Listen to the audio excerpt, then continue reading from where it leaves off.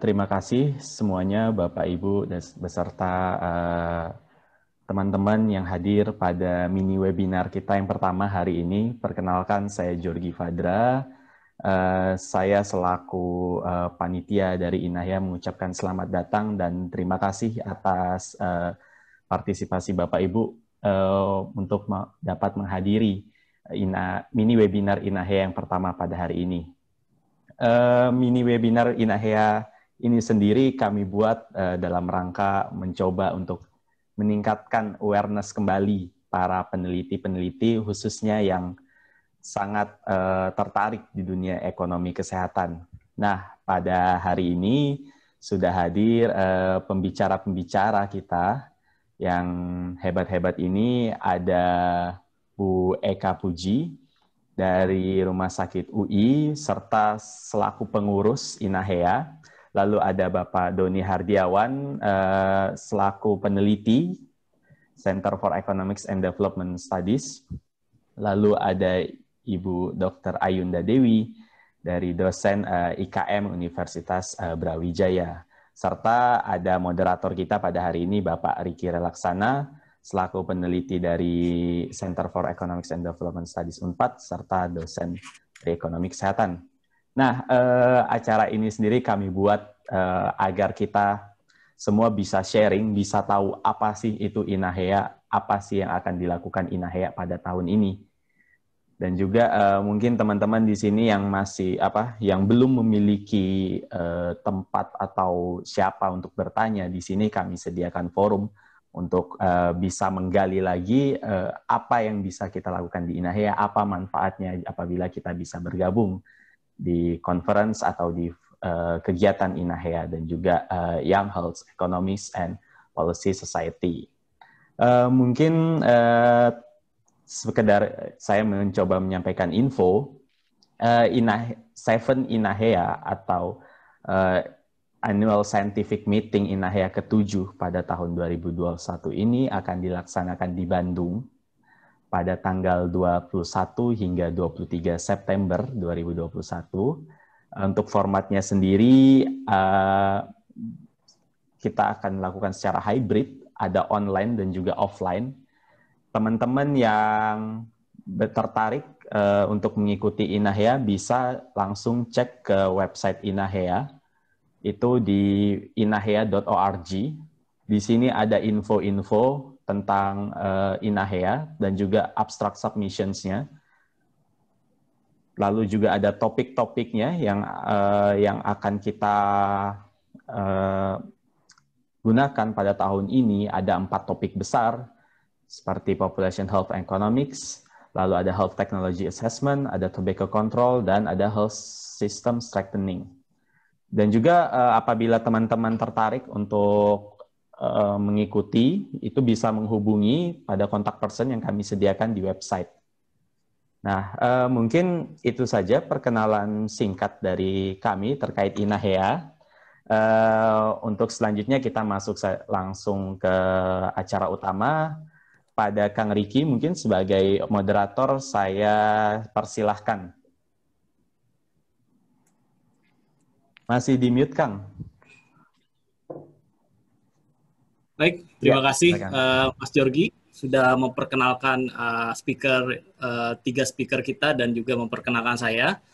Saya Riki Relaksana, izinkan saya untuk memandu acara ini, mini webinar Inahya, sekitar 1 jam ke depan ya. Sebelumnya saya ingin kembali memperkenalkan pembicara-pembicara hebat kita gitu ya. Satu ada Ibu Ayunda Dewi Jayanti ya dari Universitas Brawijaya. Beliau adalah dosen di Departemen IKM KP Fakultas Kedokteran. Kemudian yang kedua ada Pak Doni Hardiawan. Beliau juga sebagai pemenang kontes data sampel BPJS ya di Inahya 2018. Kemudian ada Ibu Eka Pujianti yang sekarang aktif di Rumah Sakit Universitas Indonesia. Nah, sekarang apa sih yang akan kita bahas di webinar ini? Di webinar ini kita akan bahas pertama Inahya itu sendiri. Jadi banyak juga teman-teman yang penasaran nih gitu ya. Inahya itu seperti apa? Apa sih Inahya ya? Meskipun di sini di posternya teman-teman sudah bisa lihat gitu bahwa singkatan INAHYA sudah dapat semuanya ya. Tapi apa sih yang dilakukan di INAHYA ini gitu ya?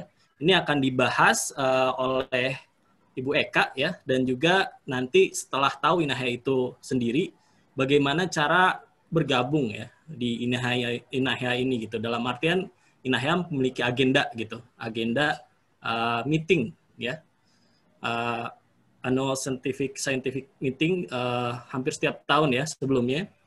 Itu akan dijelaskan oleh Ibu Ayunda Dewi ya, dan juga nanti akan juga dibahas ada beberapa maaf saya coba baca lagi. Pak Doni akan membahas bagaimana usaha dalam mendapatkan beasiswa di conference INAHYA. Ternyata ada beasiswa di INAHYA dan ini akan dibahas di webinar ini.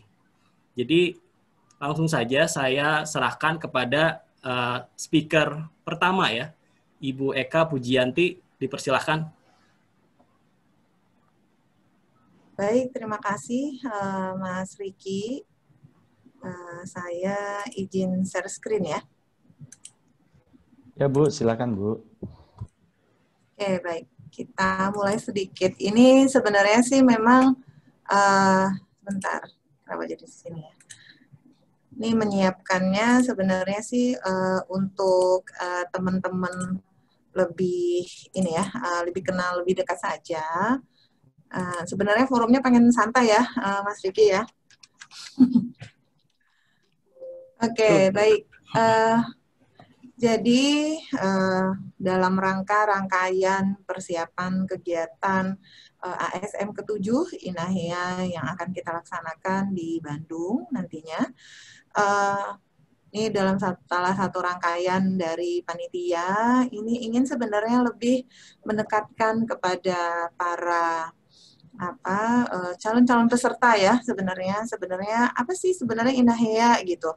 Ada yang saya dengar itu eksklusif nggak sih gitu. Jadi kita coba secara ilegalnya gitu ya mengenal sebenarnya apa sih sebenarnya INAHYA itu. Jadi kalau kata orang tak kenal maka tak sayang. Jadi ini agar kita lebih mengenal gitu INAHYA dan menjadi tertarik gitu ya untuk kita bisa join di kegiatan ASM di tahun ini.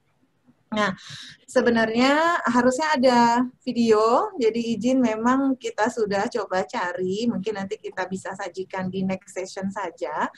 Jadi sebenarnya memang kalau cikal bakalnya itu, sebenarnya sih kalau diskusinya dengan Prof. Askobat sebagai salah satu pendiri, sebenarnya ekonomi kesehatan itu sendiri itu sejak tahun 1976 katanya. Jadi sejak WHO mengeluarkan modul pertama terkait dengan ekonomi kesehatan. Nah, sejak itulah mulai bermunculan tuh peminatan-peminatan sekolah gitu ya, yang ada peminatan ekonomi kesehatannya. Prof. Askobat sendiri pulang ke Indonesia tahun 82, itu dari Johns Hopkins. Kemudian berbagai macam course yang diambil terkait dengan health economic itu sudah mulai menginisiasi awalnya. Jadi beliau sudah menarik pada saat itu ada Menkes pada saat itu gitu ya, Pak Prof. Adiatma, benar ya namanya sama dengan Pak Adiatma. Jadi dan beberapa juru kunci lainnya. Jadi ketemu gitu tahun 87 di Cikal Bakali lah, yaudah yuk bikin seminar internasional katanya gitu. Jadi ada Brian Smith juga tahun 87, kemudian ada WHO juga datang, didukung dengan semua stakeholder dan regulator, dilaksanakanlah tahun 87 itu di Jogja. Jadi awalnya itu dulu namanya Perkumpulan Peminat Ekonomi Indonesia. Siapa saja yang bisa ikut? Siapa saja. Mau dia itu dokter, mau itu ekonom, atau mau apapun itu, yang penting berminat terhadap ini saya ketinggalan, Peminat Ekonomi Kesehatan Indonesia, PPEKI gitu bahasanya. Jadi bahkan ceritanya itu Prof, kalau di videonya itu kita dengar ada pelukis Basuki Abdullah pada saat itu, jadi ikut. Nah, namun dengan berjalannya waktu, seiring dengan kaderisasi dan proses-proses secara akademisi, Inahya ini akhirnya ditransformasi, jadi PPEKI ini ditransformasi lah gitu ya, bertransformasi dengan adanya IHEA pada saat itu. Jadi dicikal bakali oleh Prof. Hasbullah Tabrani, bagaimana kalau kita berafiliasi dengan International Health Economic Association. Jadi bikinlah versi Indonesianya, jadi namanya adalah INAHEA. Jadi pada saat itu memang bermula sebenarnya memang pada saat itu conference pertama itu memang di Bandung, namun kita mengukuhkan secara resmi itu dikukuhkan itu 11 Januari 2014 bahwasanya memang pada saat itu Bill Swans juga datang ya waktu itu jadi presidennya IHEA di 11 Januari 2014. Nah, sehingga secara legalitas sendiri IHEA sebagai perkumpulan itu sudah disahkan oleh akta notaris pada tanggal 25 Agustus 2016. Nah, visinya apa sih ini Inahya gitu? Pastinya tuh kita ingin menjadi wadah profesional. Jadi tidak hanya secara nasional, namun juga secara internasional. Nah, misinya memang pada saat kita menyusun ADART pertama, itu adalah untuk mendorong peningkatan dan pengembangan standar profesi ekonomi kesehatan dalam rangka mewujudkan terciptanya universal coverage. Karena memang 2014 itu masih dalam masa-masa bermulanya gitu ya proses JKN ini. Jadi ini untuk mendorong pada saat itu. Nah, ini tujuan Inahya itu sendiri dikembangkan, didirikan. Pastinya pertama, meningkatkan dan mengembangkan mutu profesionalisme para pelaku ekonomi kesehatan. Kedua, meningkatkan pemahaman dan kesadaran tentang ekonomi kesehatan. Kemudian bagian dari promosi, pengembangan, dan penerapan ekonomi kesehatan Indonesia secara profesional, pastinya ikut serta dalam meningkatkan peran ekonomi kesehatan dalam pembangunan. Nah, kegiatan-kegiatan apa saja sih sebenarnya yang sudah dilaksanakan oleh Inahya? Jadi sebenarnya banyak kegiatan-kegiatan yang sudah kita lakukan tidak hanya dalam bentuk ASM gitu ya, atau PIT yang dilaksanakan di setiap tahunnya, tetapi juga ada kerjasama dengan organisasi dan asosiasi profesi di bidang ekonomi kesehatan, baik di dalam maupun di luar negeri. Pastinya ada pembinaan para anggota Inahya dalam arti yang seluas-luasnya, terutama dalam meningkatkan pengetahuan dan keterampilan dengan memegang teguh kode etik profesi.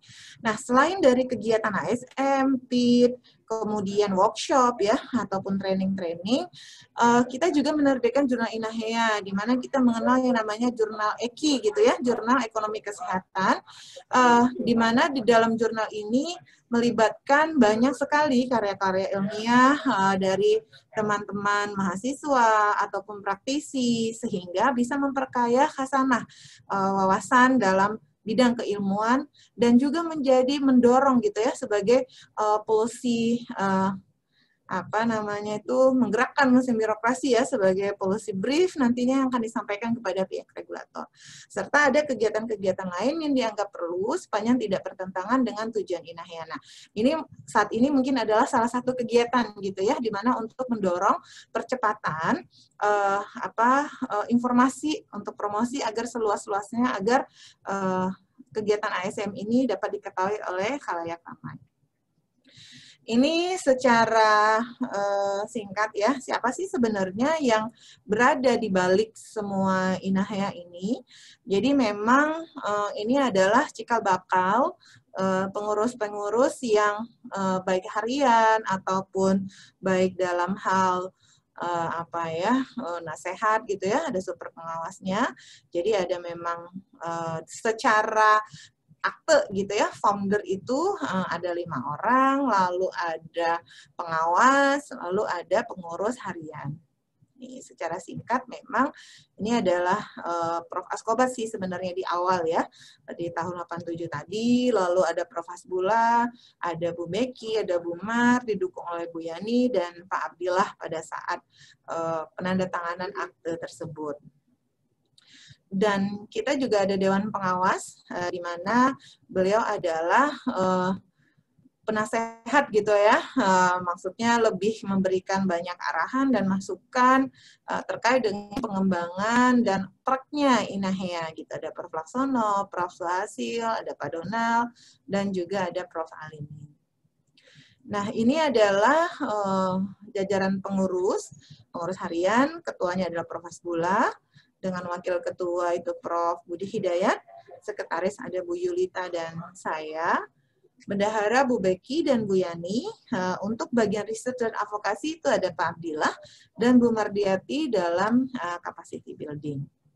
Nah, ini rincian saja ya, sebenarnya Inahea ini udah berapa kali sih ngadain ASM gitu ya. Jadi dulu namanya berganti-ganti ya. Awalnya kita nyebut conference, lalu menyebut kongres, lalu kita menyebut ASM, lalu kita menyebut lagi namanya PIK. Tapi intinya adalah memang suatu wadah perkumpulan di mana kegiatan scientific meeting, jadi pertemuan ilmiah, di mana nanti akan berkumpul seluruh stakeholder, ada regulator gitu ya, ada praktisi, ada akademisi, dan ada juga mahasiswa, di mana wadahnya dalam penyampaian aspirasi, hasil tulisan yang menjadi evidence based nantinya, berharap ya jadi policy brief untuk para pengambil keputusan untuk di lembaga dan kementerian. Nah, sehingga kita rutin mengadakan setiap tahunnya. Pertama itu di 2014 itu kita laksanakan di Bandung, lalu 2015 di Jakarta, 2016 di Jogja, 2017 di Surabaya, 2018 kembali lagi ke Jakarta, 2019 di Bali, dan 2020 seharusnya ini di Makassar, tetapi karena emang kondisi pandemi sehingga kita tidak mengadakan BRIS dulu dan dilanjutkan tahun ini di 2021 di Bandung. Nah, sesuai dengan amanah ADART pada kesempatan kongres di 2019 di Bali, sebenarnya kita sudah melaksanakan Kornas. Jadi pemilihan ketua dan pengurus gitu ya, karena masa kepengurusan itu paling lama itu hanya 4 tahun, sehingga di 2019 kemarin sudah dilakukan, dan yang terpilih kembali adalah pengurus yang sebelumnya untuk melanjutkan rangkaian kegiatan. Nah, sebenarnya banyak rangkaian kegiatan yang akan kita lakukan di tahun 2021 ini. Sebenarnya tidak hanya untuk kegiatan ASM saja, tetapi nanti akan ada 3 kali lagi webinar yang akan disandingkan dengan universitas juga. Jadi kalau nanti ASM-nya itu ada di CETS Bandung, nanti ada kolaborasi gitu ya, kegiatan-kegiatan sebenarnya kita menyebutnya dulu pre-ASM. Pre-ASM ini kita laksanakan sebenarnya berdekatan dengan ASM, tapi karena semuanya dimudahkan dengan pandemi ini dengan adanya Zoom, sehingga rencananya Maret ini nanti akan ada kegiatan webinar juga, nanti akan dikelola oleh nanti di bulan Maret, April, Mei itu nanti akan dikelola oleh UGM, dan Juli nanti akan dikelola oleh UI lagi. Jadi rangkaian-rangkaian di 2021 ini sebenarnya sangat menarik sekali. Selain yang sudah disiapkan tahun ini oleh teman-teman dari CETS dan juga dari YEPS, pastinya banyak rangkaian-rangkaian menarik, dan yang tidak kalah penting sebenarnya banyaknya nanti beasiswa. Jadi kita setiap tahunnya gitu ya, banyak beasiswa dan gimmick-gimmick. Pastinya kita nggak bosen gitu ya, mau juga pasti ada yang lebih menarik lagi, ada packaging yang menarik lagi, dan insya Allah tahun ini tuh lebih baik. Demikian dari saya. Nanti ada pertanyaan, kita bisa diskusi. Baik, terima kasih Ibu Eka. Tadi sudah diperkenalkan ya terkait dengan Inahea ya. Kalau misalkan ada pertanyaan ya terkait dengan paparan Ibu Eka, tulis di. Kita lanjut saja ya ke pemateri atau speaker selanjutnya, yaitu Ibu Ayunda Dewi ya, akan membahas bagaimana cara mengikuti conference Inahea ya. Tadi sudah dibahas oleh Bu Eka bahwa ada Annual Scientific Meeting ya, ASM, hampir setiap tahun kecuali 2020. Nah, di tahun 2021 ada di Bandung. Tapi bagaimana cara mengikutinya? Nanti akan dipaparkan oleh Ibu Ayunda. Silakan. Oke, terima kasih Kang Riki. Ini sebuah kehormatan juga ya untuk saya bisa bicara di sini. Karena sebenarnya kalau bicara tentang Inahya, mungkin saya juga newbie gitu ya, baru bergabung tuh baru tahun lalu. Tahun lalu 2019, maaf, lupa. Pandemi kayak skip setahun rasanya itu ya. Dan kalau bicara tentang Inahya ini, mungkin saya itu adalah orang yang benar-benar baru karena bertepatan dengan 2019. Kebetulan kan kamu cerita background dulu nih ya.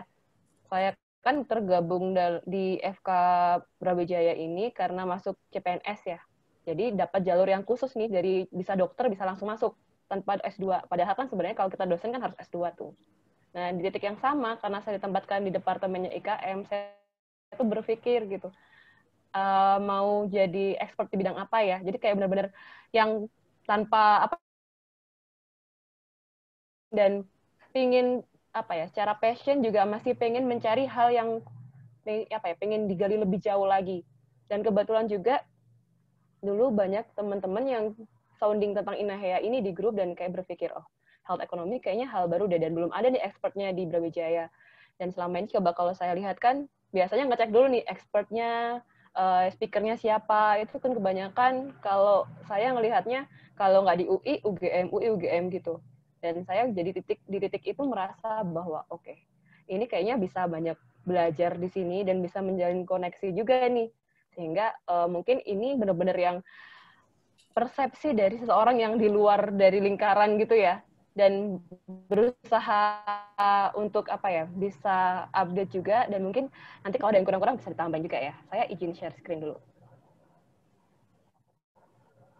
Sebentar.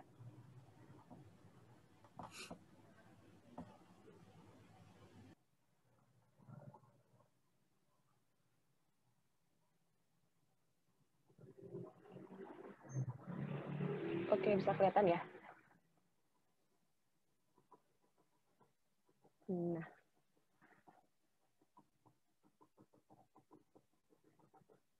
Oke. Jadi kalau kita bicara konferensi Inahya, ini adalah titik awal ya bertemunya saya dengan Inahya. Dan ini mungkin kita bahas yang ketujuh, acara annual scientific meeting yang di Bandung, tapi sebenarnya based on juga karena beberapa tema dan konsepnya akan sama dengan yang kemarin gitu ya dari panitia. Oke, jadi kalau pertama saya nyari tahu dulu nih, ini conference tentang apa nih? Oh, Inahya, Health Economy Association, dan saya pengen tahu dulu, biasanya saya cari dulu deskripsinya.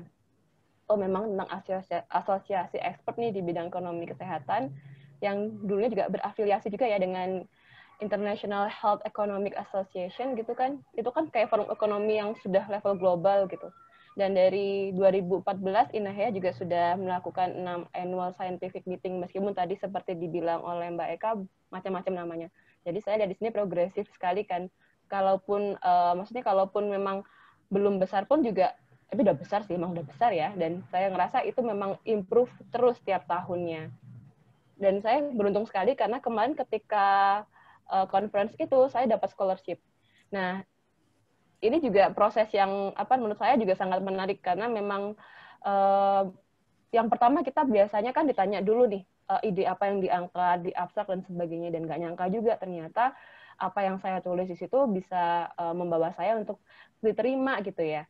Karena menurut saya sih kadang kan masih apa ya, ada impostor syndrome itu kadang memang menghantui ya. Bahkan merasa kayak ini nggak terlalu tune in banget nih dengan tema health economy sebenarnya. Tapi kita lihat dulu, memang kalau topik yang masuk sebenarnya itu oke-oke aja sih gitu. Nah, dari poster ini apa sih ekspektasi saya gitu ya. Jadi yang pertama, wah ke Bali ini gitu kan. Tapi bukan itu poinnya. Jadi ketika saya lihat list of plenary-nya gitu ya, lihat kelas-kelasnya, terus speaker, kemudian juga ada dari USA juga ada. Topiknya juga sangat khusus banget nih, bisa bahas NCD, Economic Diabetes Mellitus, karena kan topiknya memang ke health policy gitu. Jadi di situ saya tertarik nih, pengen tahu lebih jauh. Belum lagi memang ada SKP kan, ya kita kan juga ngejar-ngejar gitu kadang kalau dari sisi mungkin sebagai praktisi gitu ya, dan juga mungkin sebagai dosen juga butuh SKP itu. Kemudian saya juga cari nih komunitas untuk yang bisa berkembang bersama. Dan kebetulan saya ngelihat ini, saya juga riset juga, teman saya ternyata ada yang juga aktif di INAHEA, juga di YEPS-nya. Itu saya lihat dia sangat banyak share hal-hal yang dia bilang, ada nih kayak acara-acara, misal diskusi mingguan, bulanan, kayak gitu. Itu kan sepertinya menarik gitu. Terus selain itu, saya juga berpikir bahwa kalau kita mau aktif kan nggak cuman sebagai pemirsa gitu ya, pendengar, jadi di sini juga saya lihat kesempatan untuk bisa jadi oral presenter, jadi poster presenter, dan itu pasti akan menambah koneksi baru gitu kan. Nanti mungkin jurinya, atau mungkin ada lagi teman-teman yang datang di saat kita conference itu, mungkin justru kita menambah jaringan baru lagi, insight baru lagi, dan itu yang membuat saya tertarik sekali gitu. Kemudian masalah ya koneksi tadi ya, terus ada juga award, ada scholarship, dan juga sertifikat. Jadi sepertinya menurut saya ini paket komplit nih yang nggak mungkin saya lewatkan itu. Gitu. Nah, ini jadi kalau teman-teman mungkin mau tahu yang sekarang seperti apa, bisa dibuka di inahea.org ya. Karena temanya yang menurut saya ini memang benar-benar saatnya kita bisa talking banyak hal gitu ya, protecting people, lesson from COVID-19 pandemic, health economy point of view. Ini benar-benar luas sebenarnya, karena sebenarnya dibagi lagi. Jadi untuk yang teman-teman pengen jadi aktif participant, bisa langsung sih submit abstrak ya, dengan banyak tema, temanya satu, topiknya yang banyak. Jadi kalau yang dulu, ini kan political economy dari NCD. Nah, 2021, yang tadi ya, karena berkaitan dengan COVID pandemi, health economy point of view, serta inilah subtemanya. Yang pertama, population health and economy in the age of COVID-19 pandemic. Jadi mulai dari yang supply demand, inequality, ini kan udah kayak hal yang sebenarnya udah basic banget ya, problem besar kita dan makin parah dengan pandemi. Terus ada health economy impact, mental health, social insurance, farmasi, social protection, kebijakan kesehatan, dan sebagainya. Nggak cukup satu aja. Kalau mungkin memang lebih luas lagi, teman-teman sudah bisa yang mengerucut gitu ya ke health technology assessment gitu. Ini mungkin bisa juga nih diangkat tentang utilisasi HTA. Bahwa kita tahu kan yang namanya HTA atau penilaian teknologi kesehatan itu sebenarnya nggak cuma sekedar alat gitu, bahkan kebijakan, manajemen, sistemnya bagaimana itu kan termasuk di situ. Dan mungkin kita bisa nih melihat dari sisi pandemi akan dibuat seperti apa institusi kapasitasnya juga dalam kondisi pandemi bagaimana gitu kan. Dan bagaimana menguatkan kapasitas dari health technology assessment. Yang nggak kalah ini juga memang topik ini selalu ada ya, masalahnya kontrol tobacco kita juga wah luar biasa sih memang.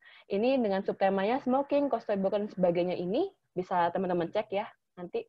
Ini kemarin kalau saya ingat banget waktu conference di Bali itu pematerinya dari ini ya, Bea Cukai juga. Jadi benar-benar menjelaskan bagaimana dari controlling yang mereka lakukan ya secara formal seperti apa, tantangannya bagaimana. Untuk health system strengthening ya, di sini mulai dari morbidity management, disability prevention, sampai infrastruktur, obat dan produk kesehatan, evidence-based policy, itu juga bisa untuk diangkat subtemanya. Jadi kalau menurut saya, dari semua itu, banyak sekali gitu hal-hal yang mungkin sangat menarik untuk diangkat dan dibahas gitu ya, dibuat riset dan kemudian dimasukkan sebagai abstrak. Kalau saya sendiri mikirnya karena tertarik ya dengan kajian-kajian kebijakan kesehatan ini, dan saya juga ingin ambil studi lebih lanjut di sana, jadi ini challenging juga. Cuma kalau ditanya sekarang nih, gimana cara prepare-nya gitu ya, mungkin lebih ke analisis masalah dan menulis abstraknya gitu. Kadang apa yang kita ada dalam kepala itu belum tentu semua itu bisa kita tuliskan gitu dengan baik kan ya. Jadi bisa jadi buat teman-teman yang mungkin kurang suka baca, itu kan sebenarnya kunci dari nulis ya. Mungkin bisa dari baca-baca dulu ya. Berusaha untuk menangkap masalah itu pun juga selain baca juga bisa sih lihat dari paparan yang sudah kita hadapi sehari-hari gitu. Lingkungan kita kan yang namanya COVID udah seperti di segala lini kehidupan kita gitu. Jadi menurut saya paparkan diri aja dalam problem yang menarik untuk dipecahkan. Kalau berangkat dari problem biasanya kalau buat saya sih lebih challenging karena kayak ngerasa ini sebenarnya harus diapakan sih solusinya gitu. Apa iya cuma nungguin pemerintah? Kira-kira kita bisa mengisi dalam hal apa gitu. Jadi sebagai contoh, misal kebijakan terkait refokusi anggaran. Karena kebetulan saya sebagai Satgas COVID-nya di kampus saya, terkait refokusi anggaran itu gila-gilaan gitu. Kayak kok nggak pernah beres gitu kan. Ternyata pun ketika kita konfirmasi ke rumah sakit, ada beberapa yang masih istilah Jawanya selegenji atau kurang mismatch gitu ya, sehingga di sini menarik juga nih untuk kita bahas, atau mungkin bahkan bagaimana manajemen komunikasi ketika penanganan bencana dan sebagainya itu juga bisa kita menangkap masalahnya apa sih kok bisa antara demand and supply nggak pas dan sebagainya. Dan tantangan kedua menurut saya juga masalah literasi. Karena tadi menangkap masalah itu butuh point of view yang berbeda kadang ya. Menambah literasi itu juga ada kuncinya gitu, nggak sembarangan. Karena ternyata melihat problem yang sama dan mungkin terjadi di negara lain, di kota lain, itu juga sebenarnya bisa nambah insight kita sih ya, gimana menyelesaikan satu problem gitu, dengan analisis gitu. Nah, mungkin contoh case yang sama tadi, misal ya tadi refocusing anggaran di Thailand mungkin atau di Prancis dan di Cina dibedakan gitu kan juga bisa sebenarnya. Apa sih yang bisa kita lakukan ya solusinya? Dan tantangan ketiga kadang menggabungkan beberapa teori dari yang kita lihat kok kayaknya selama ini teori ini nggak memberi banyak kemajuan. Mungkin kita bisa mix match gitu ya, bisa match dengan yang lain, misal social behavior-nya dan sebagainya, mungkin lebih ke arah public health-nya. Dan itu nggak masalah, bahkan mungkin lebih ke antropologi, sosiologi gitu. Karena sejujurnya waktu kemarin itu yang saya angkat topiknya lebih ke one data ya, big data untuk jadi one data untuk evidence based policy gitu. Karena selama ini sinkronisasi antara semua itu kadang ya beberapa poin itu ternyata overlap atau bahkan saling meniadakan. Nah, seperti itu. Itu yang menurut saya mungkin challenging dan pasti butuh sih interprofesional perception gitu ya. Dan seperti saya bilang tadi ya, beberapa teori pendekatan ini juga coba kita lihat apakah bisa nih menjawab problem yang ada di lapangan yang deket banget sama kita sehari-hari. Mungkin itu sih kalau bertanya bagaimana sih kita bisa menyiapkan abstrak. Jadi menurut saya sih out of the box nggak masalah selama kita memang tahu bagaimana benang merahnya dan tahu goals-nya apa, menuju kemana gitu. Oke, terima kasih. Jadi ini juga salah satu pengalaman yang menyenangkan ya buat saya ketemu dengan banyak orang di sini dan bisa diskusi di situ. Oke. Baik, terima kasih Mbak Ayunda. Paparannya sangat menarik ya. Tadi sedikit mereview bahwa Mbak Ayunda cerita tentang pengalamannya mengenal INAHEA dan kemudian bergabung mendapatkan scholarship dan juga memaparkan betapa komplitnya untuk mengikuti ASM ini. Benefitnya banyak sekali gitu. Dan juga sedikit membagi ya tantangan apa sih yang dihadapi ketika menulis abstrak ya. Nah, kemudian ada pembicara ketiga. Pertanyaan yang ada saya simpan terlebih dahulu ya. Karena ada satu pemateri lagi. Pematerinya adalah Pak Doni Hardiawan, akan memaparkan bagaimana usaha dalam mendapatkan beasiswa di conference INAHEA. Nah, jadi ceritanya lengkap ya. Sudah tahu INAHEA itu seperti apa, ada ASM-nya, kemudian Mbak Ayunda cerita juga bagaimana cara mengikutinya, dan bagaimana cara mendapatkan beasiswanya. Silakan, Pak Doni. Oke, baik. Terima kasih, Kang Riki. Assalamualaikum warahmatullahi wabarakatuh.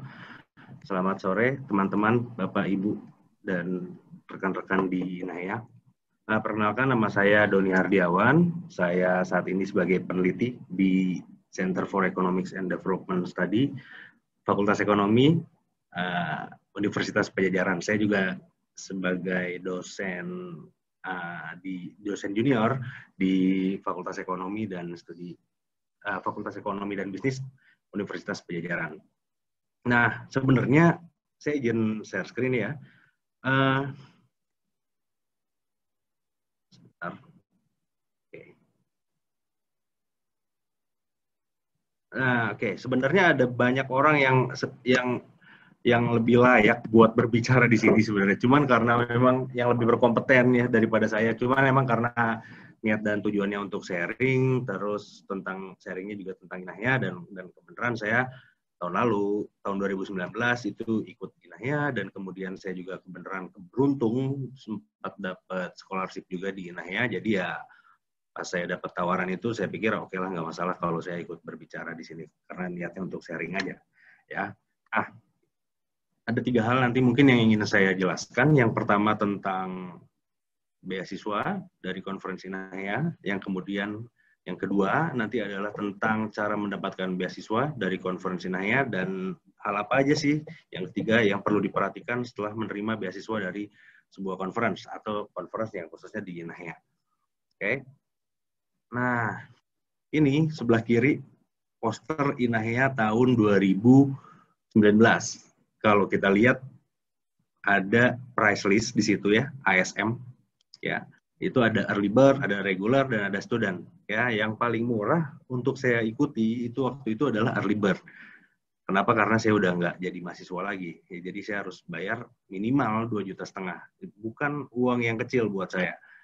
Ya, dan apa ya? Karena mungkin beberapa orang dia dibiayai oleh kampusnya untuk datang ke conference, atau dia dibiayai oleh badan atau organisasi di tempat dia bekerja. Tapi buat mahasiswa, peneliti baru, terus junior researcher ya, yang junior atau mungkin peneliti yang lepas gitu ya, yang nggak terikat dimanapun, dia akan ini menjadi beban tentunya ya, price list ini satu hal dia mau datang ke sebuah conference, tapi satu lagi dia harus bayar, dan bayarnya itu lumayan ya. Saya punya pengalaman beberapa kali. Tahun 2017 saya submit paper di salah satu conference di Indonesia juga, walaupun bukan di health ya, tapi di IRSA waktu itu. Abstraknya keterima, tapi ya itu dia, karena tidak memungkinkan untuk berangkat, saya nggak punya uang buat bayar, ya akhirnya saya nggak ikutan. Tahun 2018-nya saya daftar lagi, terus keterima juga abstraknya, tapi waktu itu uangnya ada, cuman memang kesempatan yang nggak ada. Waktu itu saya lagi tugas di lapangan di Sumatera Barat, terus IRSA itu ada di Surakarta, jadi nggak mungkin saya buat datang. Nah, tahun 2018 juga ada Inahya di Jakarta, itu dekat banget sama Bandung. Dan kebenaran saya lagi ada di Jakarta pada saat Inahya itu berlangsung. Cuman tetap saya nggak bisa datang waktu itu karena emang nggak punya uang, ya kan? Karena harus bayar, dan lumayan bayarnya mahal, ya kan? Nah, terus akhirnya di 2019 itu Inahya nih ada lagi. Nah, saya daftar lah waktu itu. Ya, saya daftar, terus saya coba ikutin, ada nggak sih beasiswa di dalam conference itu. Saya coba pelajari, saya coba riset. Ternyata di dalam setiap conference itu biasanya saya nggak bilang selalu, tapi seringkali itu memang dia menyediakan kayak beasiswa atau scholarship. Jadi dia bisa membiayai kita dari mulai kita berangkat sampai dengan kita pulang, termasuk penginapan, terus biaya conference-nya dan lain sebagainya. Oke, tapi ya itu tadi pengalaman saya ikut conference ya. Terus waktu 2019 yang saya tangkap dari apa yang saya cari, saya riset, saya pelajari, itu ada 2 beasiswa yang disediakan oleh si Inahya ini. Yang pertama dari Thinkwell, yang kedua dari BPJS Kesehatan. Nah, kalau teman-teman yang barusan ngikutin pembicara kedua, mungkin Mbak Ayunda atau Bu Ayunda itu dia salah satu pemenang beasiswa Thinkwell ini, termasuk juga Kang Riki. Ya, Kang Riki juga salah satu pemenang si beasiswa Thinkwell ini. Terus kalau saya kayak gimana? Saya dapat yang beasiswa dari BPJS Kesehatan. Oke, nah ini posternya waktu itu yang saya dapat. Ya, jadi ada 2, yang sebelah kiri itu dari Thinkwell tadi, terus yang sebelah kanan ini ada kayak kontes data sampel dari BPJS Kesehatan. Karena memang saya lebih tertarik buat mempelajari si data sampel ini, terus ya udah saya coba tulis abstrak dan lain sebagainya. Akhirnya saya daftar di beasiswa yang bekerja sama dengan BPJS ini. Oke, yang disediakan oleh BPJS. Nah, terus gimana sih dengan beasiswa yang tersedia di Inahya 2021? Nah, kebenaran saya salah satu panitia juga di Inahya ini, ya tahun depan, tahun 2021 diselenggarakannya di Bandung, terus di Unpad juga. kalau teman-teman nanti mau cari info tentang beasiswa di Inahya 2021, nah ini harus dipantengin terus nih, harus diikuti terus si Instagramnya, terus di website Inahya juga harus diikuti terus. Jangan lupa ingat apa namanya ini nih important dates ya, karena terus diikutin dan lumayan memangkas biaya buat berangkat ke conference dengan menggunakan beasiswa. Ya, terus gimana sih cara dapetin beasiswa dari conference? Yang pertama harus punya abstrak terlebih dahulu. Ya, itu udah wajib. Kalau kita nggak punya abstrak atau kita dadakan bikin abstraknya, ada banyak kemungkinan gagal. Ya, terus yang kedua perhatikan important dates. Ya, ini sering juga kalau orang yang ini kelewat buat daftar, kelewat buat dia udah ada pengumuman, taunya dia nggak ikutin pengumumannya dan seterusnya. Oke. Nah, yang ketiga, yang paling penting sebenarnya daftar aja semua beasiswa yang tersedia di conference tersebut. Ya, sebenarnya yang think well itu kan tadi kalau kita lihat beasiswa di Inahya 2019 ada dua, ada think well dan BPJS Kesehatan. Saya daftar dua-duanya. Cuman emang beneran aja rezekinya dapatnya yang BPJS Kesehatan. Oke.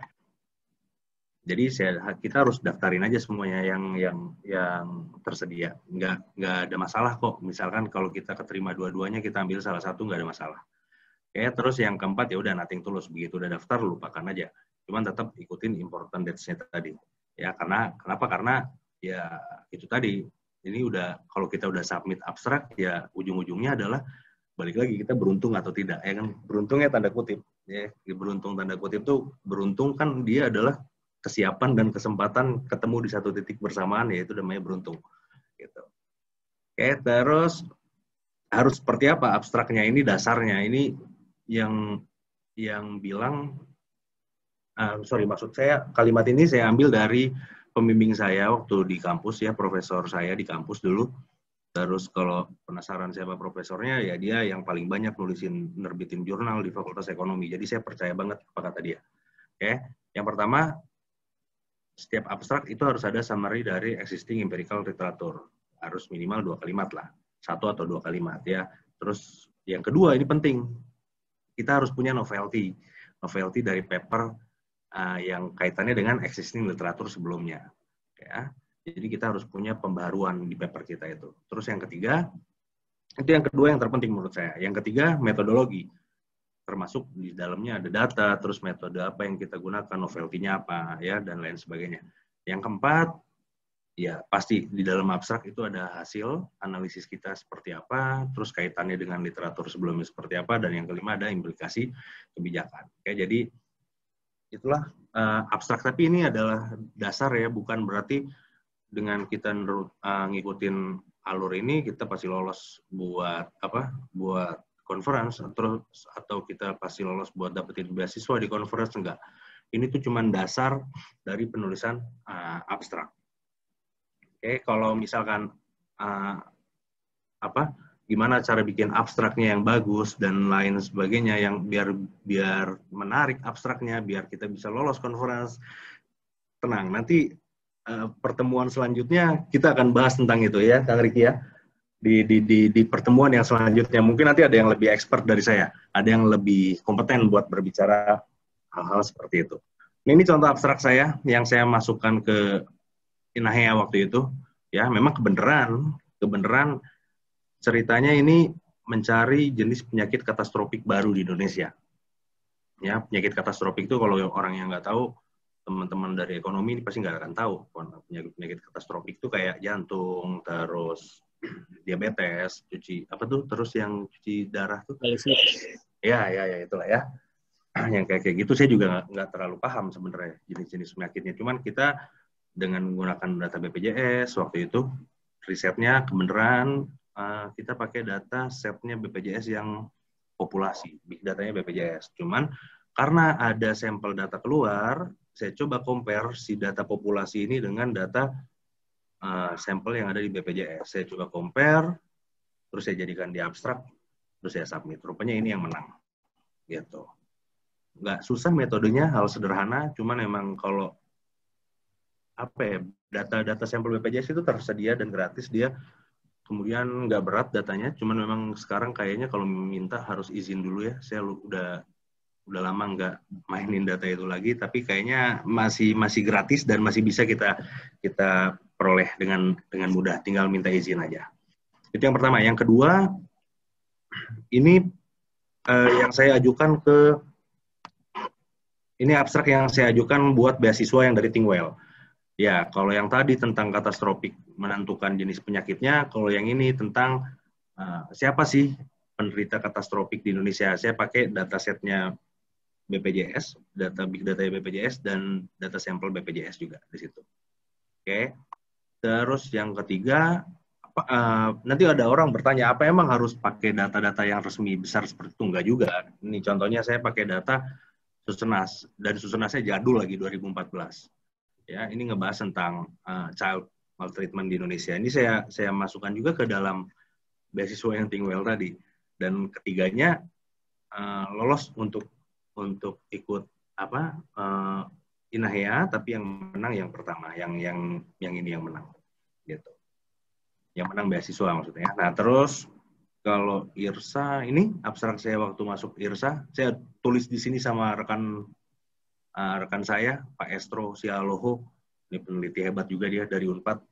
Terus ini lolos, cuman ini yang tadi saya bilang saya lagi di luar kota sama Pak Estro, terus dia nggak bisa datang ke conference-nya, gitu. Tapi ya intinya apapun itu datanya, apapun itu penelitiannya, selama memang abstraknya bagus dan dia novelty-nya baik, ya saya rasa akan menjadi pertimbangan buat reviewer atau panitia untuk meloloskan kita ke dalam conference tersebut. Oke. Nah, terus kalau udah menang, apa yang harus diperhatiin?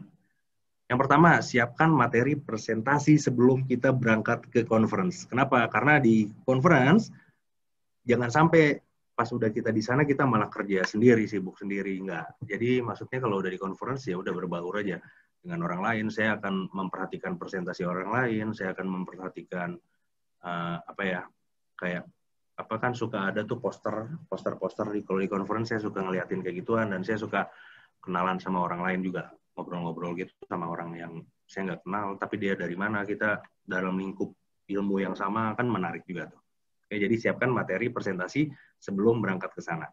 Yang kedua, yang harus diperhatikan apa saja biaya yang ditanggung oleh si conference tersebut.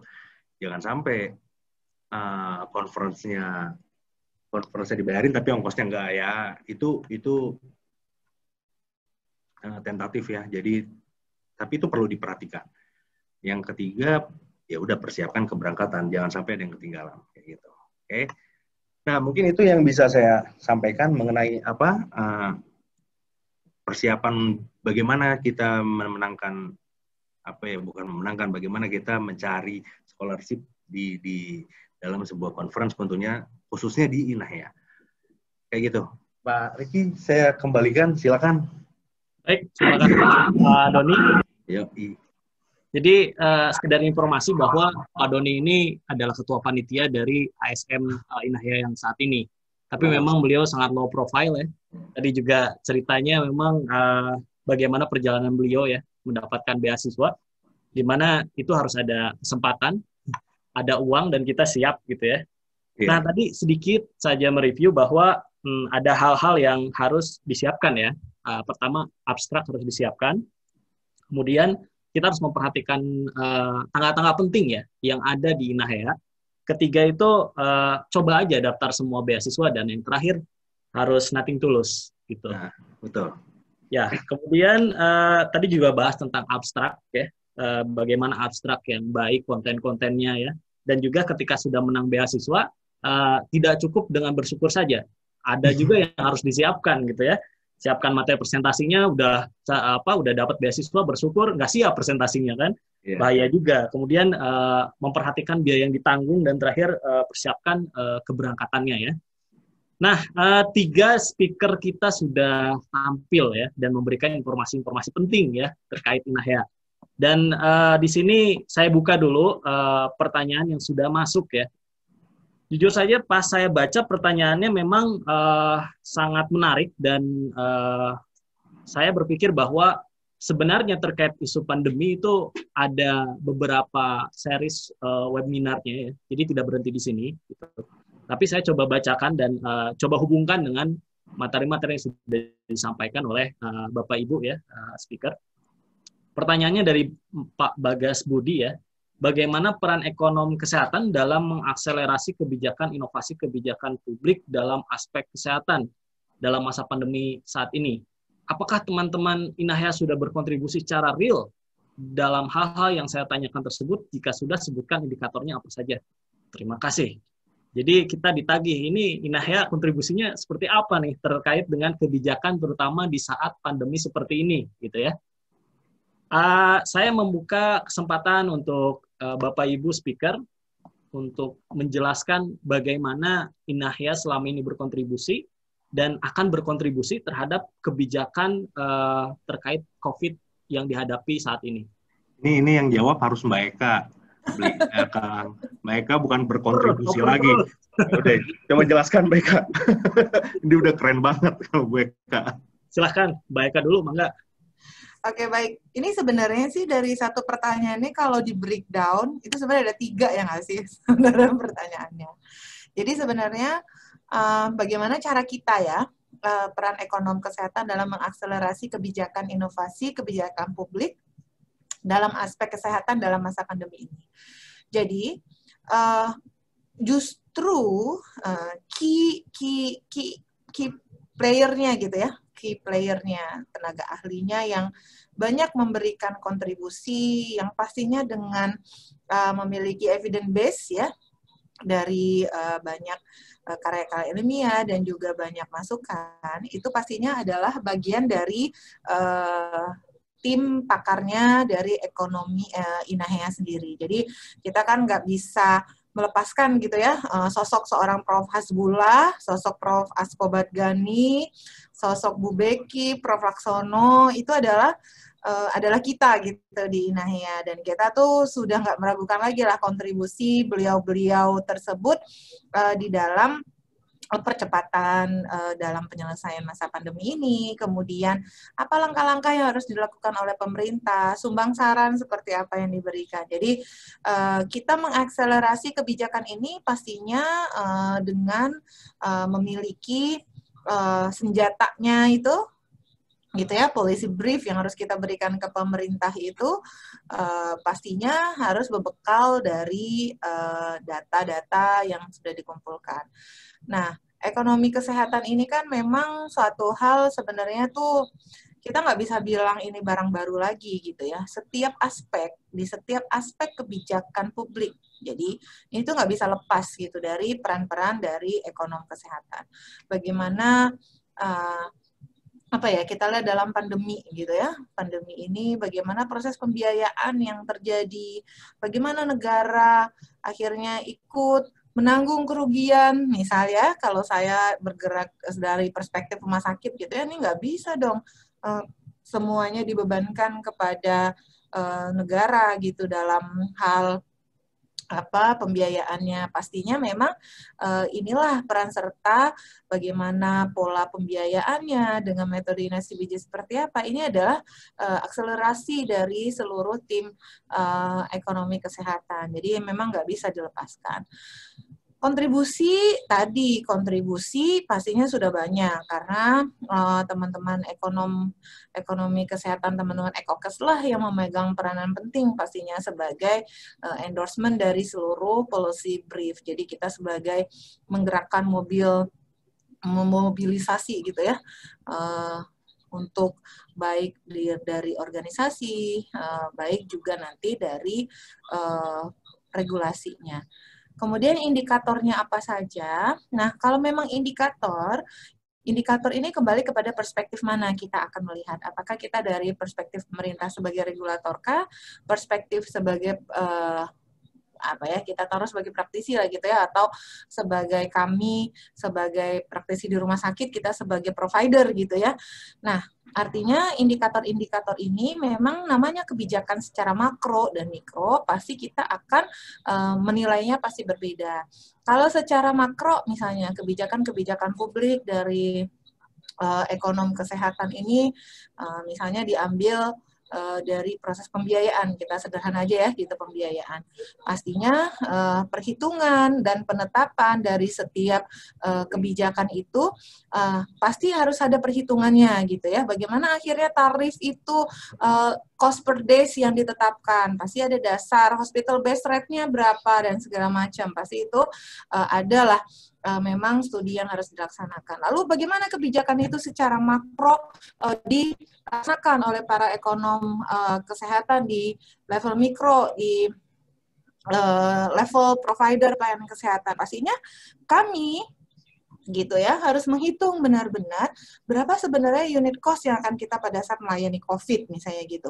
Jadi walaupun pemerintah sudah menetapkan regulasinya, walaupun sudah dihitung gitu ya, tetapi kita di rumah sakit pun tetap harus ada kelayakan juga. Jadi nggak bisa loss, semua medical device kita harus penuhi, semua terapi harus kita jor-joran juga nggak bisa, karena ada porsi beban rumah sakit juga, indirect cost-nya yang harus dipertimbangkan oleh manajemen pada saat itu. Jadi kalau kacamata makro sama mikronya mungkin indikatornya berbeda ya. Jadi kita nggak bicara untung rugi, tapi kalau dari sisi pemerintahan, bagaimana pemerintah mungkin bisa mencukupi seluruh biaya yang dikeluarkan, tapi dari sisi kita sebagai perspektif pelaksana nih, provider, apakah nilai itu layak untuk kita terima dan memenuhi seluruh kebutuhan biaya operasional. Jadi mungkin seperti itu, Mas Riki.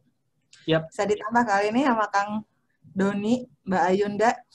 Ini yang jawab selevel sekretaris Inahea ya, beruntung sekali kita ya, yang mungkin telah mengikuti ASN tadi ya, berganti nama dari 2014 sampai nanti akan mengikuti lagi 2021. Jadi jawabannya powerful ya, sangat apa ya, menurut saya sangat lengkap gitu jawaban dari pertanyaan yang tadi. Ada tambahan mungkin dari Pak Doni atau Bu Ayunda?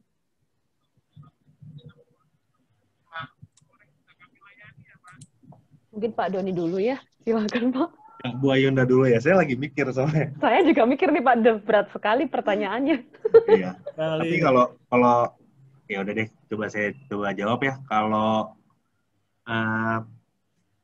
peran ekonomi kesehatan saat pandemi apa ya? Kalau menurut saya ya, emang kita nggak bisa berperan, orang kayak saya ya, yang maksudnya yang emang kerjanya cuma di kampus, terus jadi researcher, cuman apa yang kita publikasikan itu nanti bakal dipakai dia buat menjadi suatu kebijakan ya. Seringkali kan seperti itu. Alurnya memang seperti itu. Jadi memang kalau ditanya peran langsungnya apa, nggak ada. Cuman apa yang kami publish, apa yang kita buat itu menjadi bahan masukan buat si pengambil kebijakan ke depan untuk untuk membuat sebuah kebijakan kayak gitu. Itu paling kalau dari saya, Kang Riki. Baik, terima kasih Pak Doni sudah melengkapi jawaban Bu Eka tadi. Silahkan Ibu Ayunda. Kalau saya mungkin lebih ini ya, karena saya mainnya ketika pandemi ini sebagai satgas di kampus. Jadi kalau kami membuat brief policy gitu untuk kebijakan kampus, surat edaran itu berkaitan dengan kebutuhannya apa, alokasi anggarannya untuk apa-apa. Tidak hanya berkaitan dengan testing gitu ya, treatment, kemudian trackingnya, tapi kita juga ada program yang memang engagement ini ya, community engagement. Jadi kita membuat kampung tangguh gitu kan, dengan kearifan lokal, maksudnya di sini buat dalam bentuk gerakan gitu, tidak hanya sebagai program, sehingga kita analisisnya cukup mendalam gitu, dari dikawal oleh beberapa sosiolog juga. Jadi di sini juga kita memainkan peran bagaimana masyarakat tuh bisa mengelola sumber daya ekonomi mereka untuk mencukupi kebutuhan kesehatan. Karena yang bisa saya tangkap ya, nggak ada logika tanpa logistik, itu real gitu kan. Mereka bisa nahan sakit tapi nggak bisa nahan lapar. Artinya ekonomi sangat penting gitu, karena tanpa ekonomi orang nggak akan bisa dapat makanan gitu. Gimana mereka disuruh work from home ketika mereka caranya dapat uang, cara dapat makan dengan cara keluar rumah gitu. Jadi konsep-konsep yang saya terima adalah ketika kita mau promosi kesehatan, kita memberikan informasi resiko, komunikasi resiko itu semua itu kayak useless dan bikin orang hopeless karena kita tidak bisa memberikan basic needs mereka gitu. Ini yang saya dapatkan. Jadi memang perspektifnya sangat kolaboratif, nggak cuma masalah ekonomi, ada sosialnya, ada psikologisnya dan sebagainya. Tapi yang saya dapat adalah saya bersyukur ya bisa bekerja dengan orang-orang researcher yang juga mereka turun ke lapangan dan memahami konteks di lapangan seperti apa gitu. Itu sih kalau dari saya ya. Memang indikatornya cukup banyak sih ya, ini kuantitatif atau kualitatif juga. Karena kita kemarin juga membuat indikator yang kualitatifnya terbagi dalam 7 ketangguhan, di mana salah satu aspeknya adalah logistik itu ya. Gimana caranya masyarakat tuh tetap terus bisa ketika ada pemerintah turun nih bantuan logistik atau mungkin dari Pemda, dari Pemprov dan sebagainya, itu tidak terpusat cuman di satu orang gitu. Jadi bisa terdistribusi secara rata, itu dikelola masyarakat sendiri. Itu sih beberapa sampelnya dari saya. Oke, itulah jawaban dari speaker kita. Saya harap kalau memang masih ada pertanyaan-pertanyaan terkait kebijakan, tenang aja. Isu-isu ekonomi, ekonomi kesehatan khususnya gitu ya, kita masih ada beberapa mini webinar, masih banyak ya. Jadi silahkan pertanyaan-pertanyaan terkait isu segala macam nanti ditampung di webinar selanjutnya ya. Ada pertanyaan lagi, mungkin satu pertanyaan lagi karena waktu juga sudah habis sebenarnya ya, 1 jam. Ada satu lagi pertanyaan?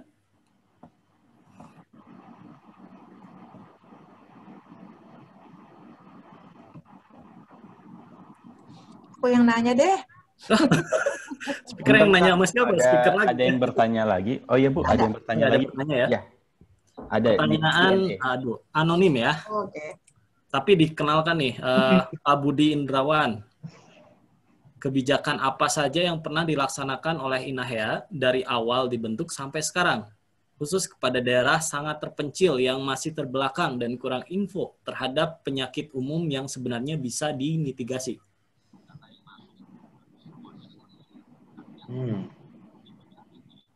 Oke.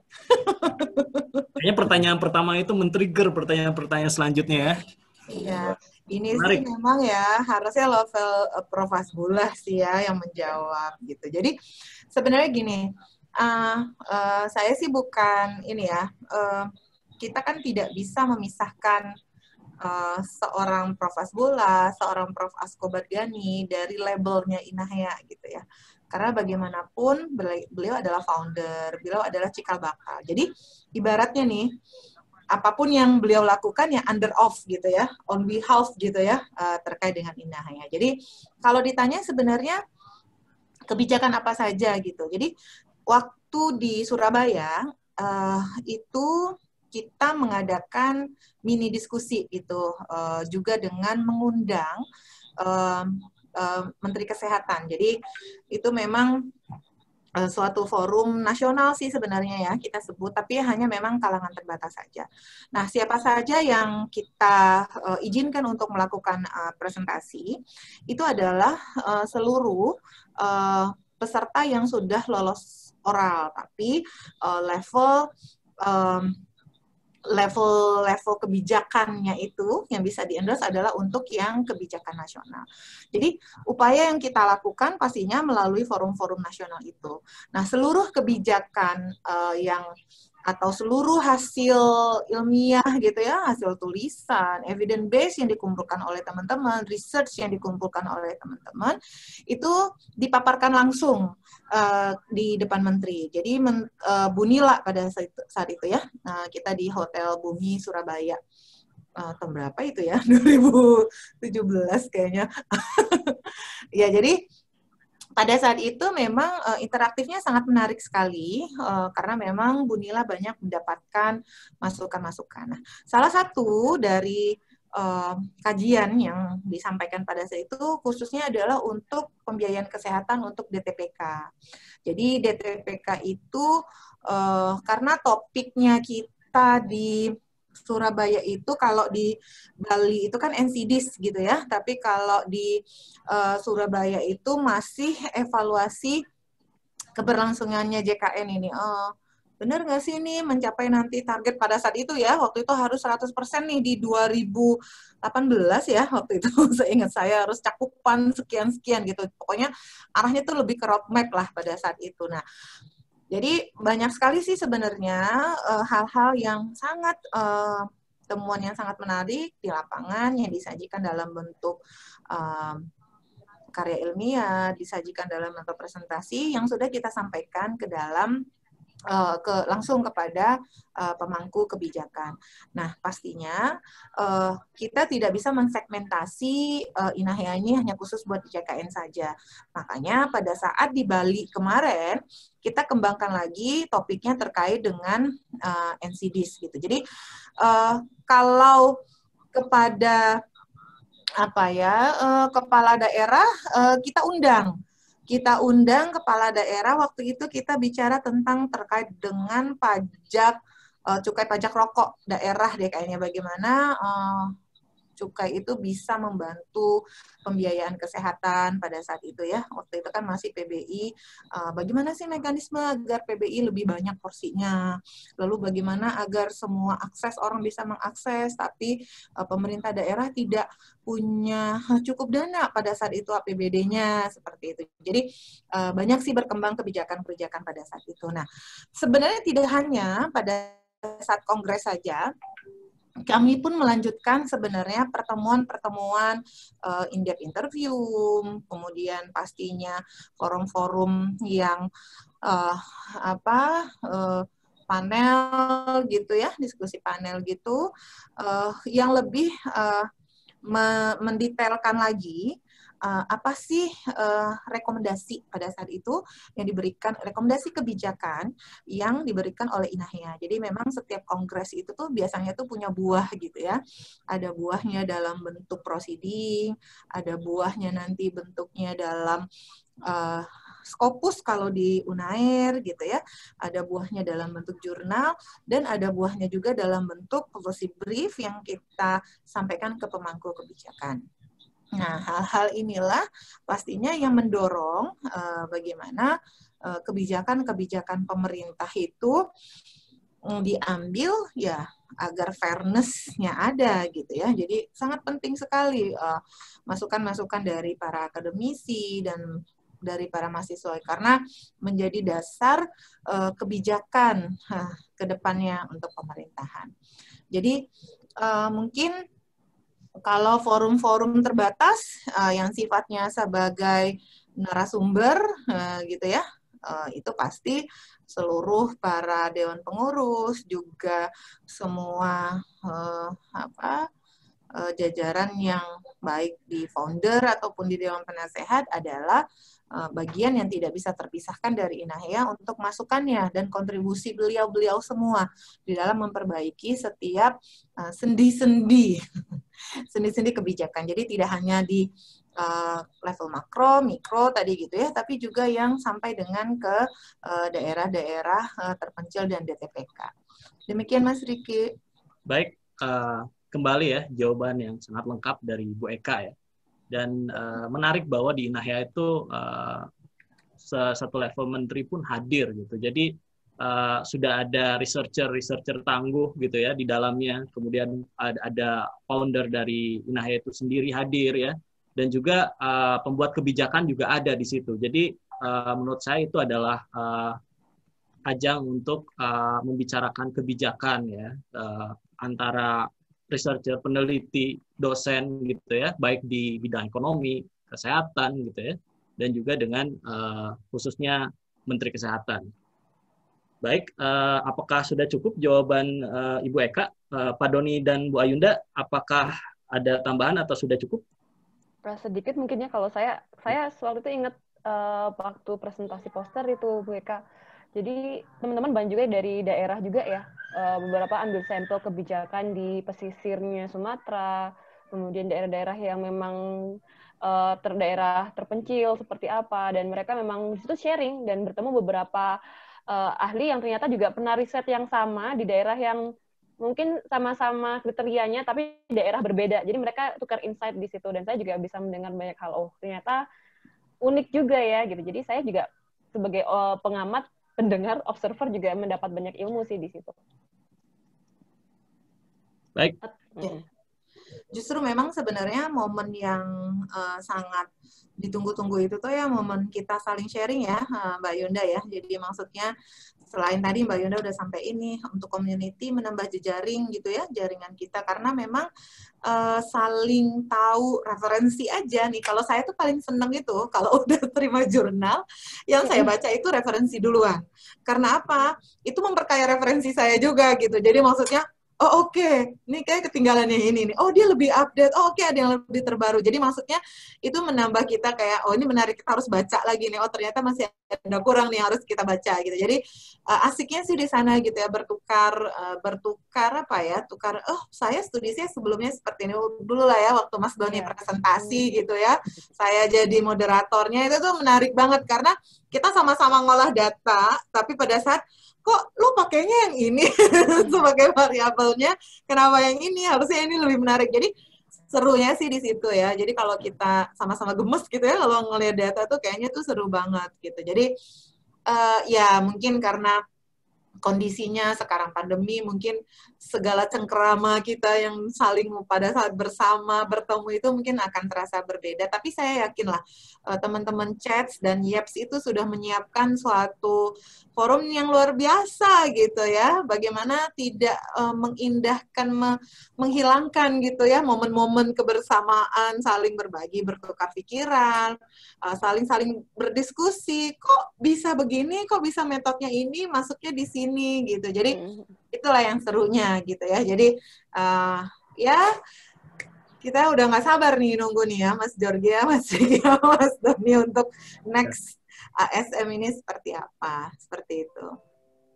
Ini malahan kayaknya pertanyaan-pertanyaan itu akan terjawab ketika nanti acara ya. Betul. Harus dibuktiin sendiri, makanya harus ikut nih bagi yang nanya nih, bagi Mas Bagas sama Mas Budi, seperti itu. Baik, pertanyaannya udah bagus-bagus tapi nggak gabung, sayang banget ya. Oh iya nih, udah kepoin langsung ya, IG-nya dikepoin terus. Ada pertanyaan singkat ya dari Mas Indra ya. Mau bertanya, ini singkat aja mungkin jawabannya ya, siapapun yang menjawab. Apa ada juga pelatihan-pelatihan metode oleh expert INAHYA untuk riset-riset ekonomi? Dan apakah termasuk ke dalam beasiswanya ya? Oke. Nah, saya jawab coba ya. Ini Mas Doni mungkin ya. Gimana nih Mas Doni? Gimana? Ya, dipaksa jawab sama Mike kan. Aduh. Iya, Kang Indra. Ini kayaknya saya nggak tahu Kang Indra senior saya atau bukan ya. Tapi senior saya ada yang namanya Indra juga. Apa pelatihan metode oleh expert INAHYA riset ekonomi kesehatan? Ikutin terus nih. Kalau Kang Indra ikutin terus kegiatan kita yang seperti ini, di pertemuan ketiga itu udah mulai masuk ke dalam topik-topik kesehatan. Ya, ada banyak metodenya, nanti bisa dilihat di situ. Ya.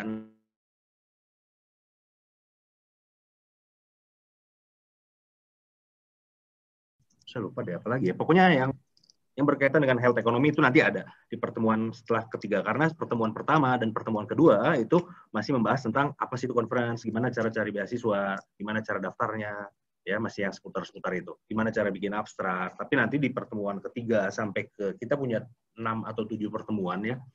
Nah, di pertemuan ketiga sampai ke 6 atau ke 7 nanti itu udah detail membahas tentang topik gitu. Beserta pertanyaan-pertanyaan yang belum terjawab di lingkup penelitian materi yang dibahas hari itu. Kayak misalkan hari pertemuan ketiga nanti mungkin ngebahas tentang HIV. Nanti pembicaranya akan bilang, ini loh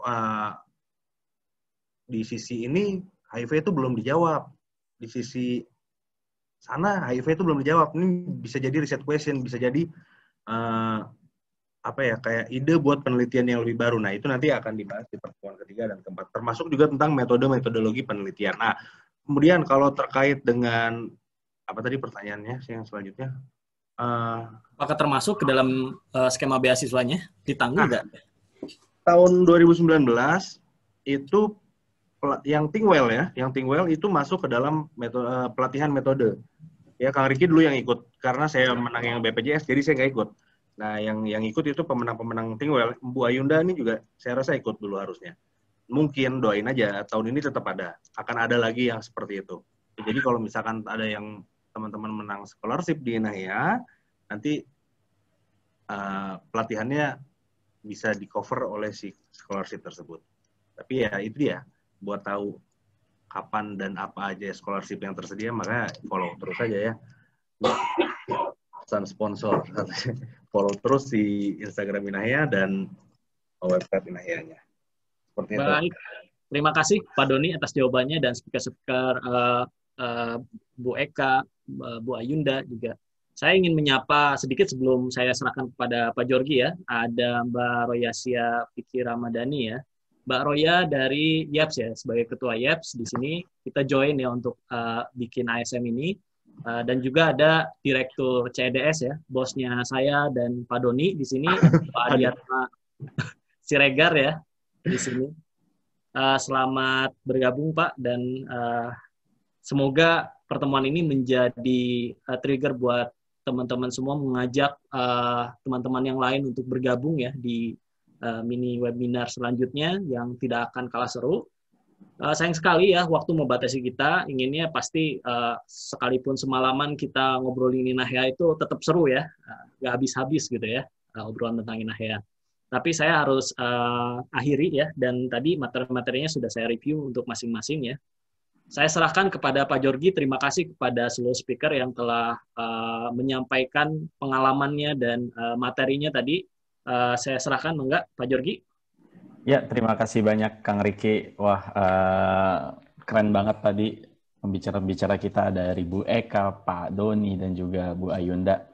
Nah, karena waktunya sudah lewat ya, saya mau nyampein sedikit aja buat webinar kita berikutnya itu ada pada tanggal 25 Maret 2021. Itu hari Kamis, jamnya masih sama, jam 4 sore. Nah, di situ kita akan bahas tentang tips and trick bagaimana abstrak kita bisa masuk di conference Inahya tentunya. Lalu dan juga saya mau promosi juga terkait teman-teman jangan lupa follow Instagram Inahya di inahya.official dan juga subscribe YouTube Inahya di inahya.official. Nah, di situ teman-teman akan bisa mendapatkan info-info menarik dan juga paling update dari Inahya. Nah, mungkin itu aja dari saya. Terima kasih banyak atas waktu Bapak, Ibu, dan teman-teman semuanya. Kita jumpa lagi pada tanggal 25 Maret di episode kedua mini webinar Inahya. Terima kasih banyak. Semoga kita semua sehat selalu. Wassalamualaikum warahmatullahi wabarakatuh. Selamat sore. Terima kasih, Jo. Terima kasih semuanya. Terima kasih. Ini gimana caranya, masih present nggak sih? Udah enggak, Kang? Udah enggak? Kaget. Udah enggak, Kang. Ya, saya matiin ya. Makasih banyak Mbak Yunda, Kang Riki, Kang Doni, Pak Adiatma. Saya matikan Zoom-nya. Assalamualaikum.